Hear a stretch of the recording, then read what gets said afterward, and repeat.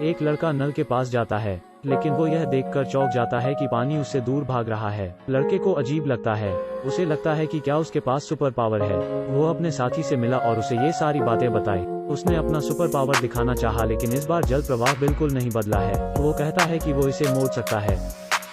हालांकि उसका साथी उसे समझाने की कोशिश कर रहा है। उसका साथी इस बात पर विश्वास नहीं करता और वो निराश होकर चला गया।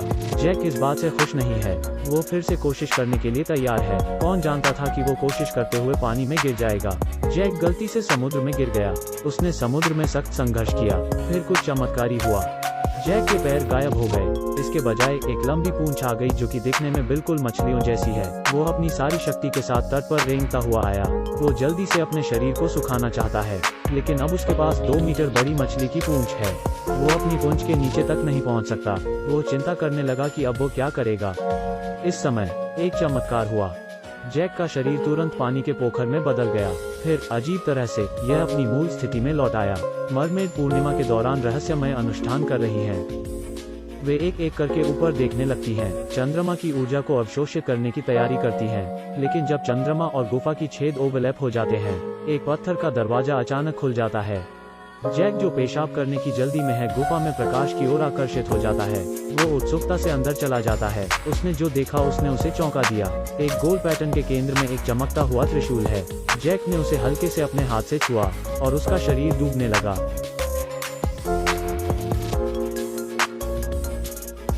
जैक मरमेड्स मूनलाइट पूल में गिर गया। इसने उनके पूर्णिमा पूजा समारोह को भी बाधित कर दिया। मरमेड्स जैक को देखकर आश्चर्यचकित रह जाती है। मरमेडों को नहीं पता कि क्या करना है। वे चुपचाप जैक को समुद्र तट पर छोड़ देती हैं। मरमेड्स को अब कबीले से निष्कासित कर दिया गया।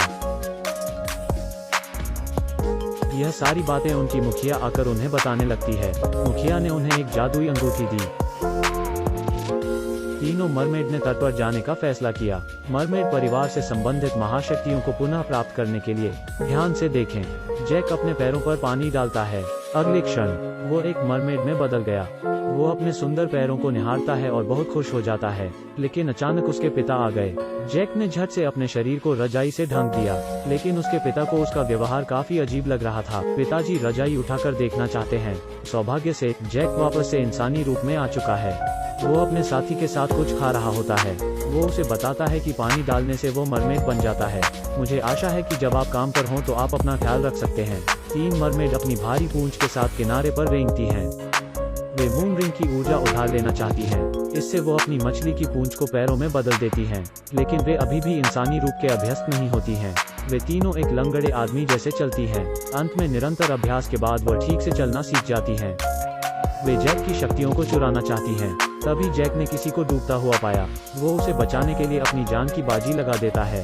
वो समुद्र में कूदकर एक छोटी बच्ची को बचा लेता है। जैक बहुत खुश है। उसने अपने साथी से कहा कि बड़ी पूंछ होना भी बहुत खुशी की बात है, लेकिन मरमेड के लिए यह बात गंभीर है।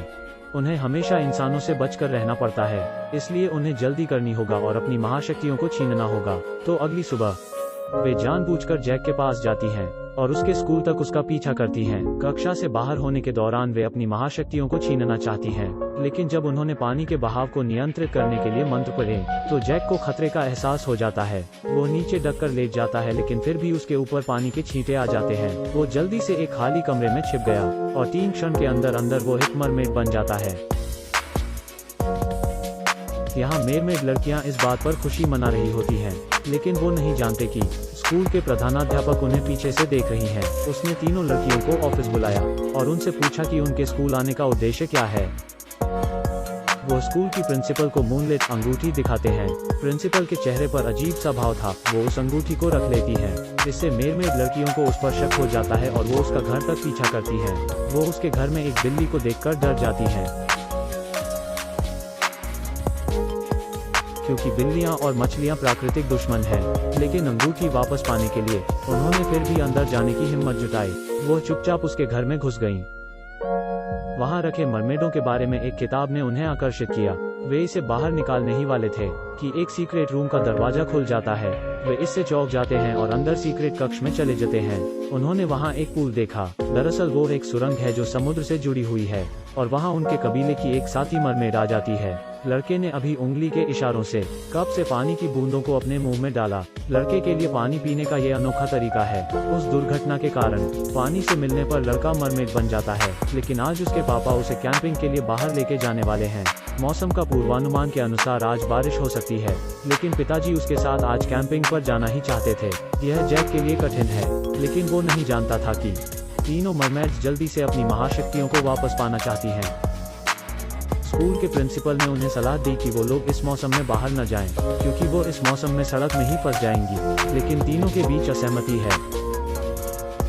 गुस्से में आकर निक्सी वापस मूनलाइट पूल में भाग गई। तब लैला ने सेरेन को सुझाव दिया। उसे चंद्रमा की अंगूठी के साथ मौसम बदलने के लिए कहा, तो दोनों ने गुप्त रूप से कुछ मंत्र कहे। उन्हें उम्मीद नहीं थी कि बाहर का मौसम बदल जाएगा। वहां अचानक से बर्फ गिरने लगती है। दोनों मरमेड्स बर्फ में फंस जाती हैं। वे दोनों ठंड से कांप रही थीं। वो अब निक्सी को पकड़ने की कोशिश की। गुफा में पूल पूरी तरह से जमी नहीं है और जादू के प्रभाव से बर्फ भी मोटी हो रही है। इस समय उन दोनों की त्वचा में भी समस्या हो रही है। उन्हें न सिर्फ ठंड से डर लगता है, बल्कि पूरे शरीर में खुजली भी होती है। उन्हें कुरियर बॉय मिलने आया।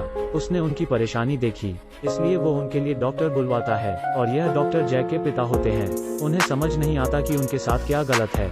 उन्हें लगता है कि उन्हें कोई संक्रमण रोग हो गया है। जैक के पिता ने प्रिंसिपल को बुलाया। उसने उसे बताया कि वो उनकी जांच करने के लिए उन्हें अस्पताल लेकर जा रहा है। तभी निस्सी, जो दोनों के लिए चिंतित थी, समुद्र से तैरकर वापस आ गई।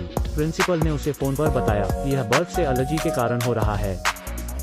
इसके लिए निस्सी को गुप्त कमरे में समुद्री घोड़े का पाउडर ढूंढना होगा। इससे एलर्जी के लक्षण तुरंत गायब हो जाते हैं। यह सुनने के बाद निस्सी पूरी तरह से प्रोटेक्टिव गियर पहनकर गुप्त कमरे में आती है। अंत में उसे एक कोने में एक समुद्री घोड़े का पंखा मिला। उसने जल्दी से खुद को छुपाने के लिए दवाई का पाउडर ले लिया, फिर गायब होकर निस्सी ने पाउडर के साथ उनकी मदद की। प्रभाव आश्चर्यजनक रूप से अच्छा है। लैला और सेरेना इससे ठीक हो जाती हैं। वे तीनों स्वस्थ होने के लिए मूनलाइट पूल में लौट आए, पर वो भूल गए कि गुप्त कमरे में बर्फ साफ नहीं की गई है और अब प्रिंसिपल को भी एलर्जी का खतरा है।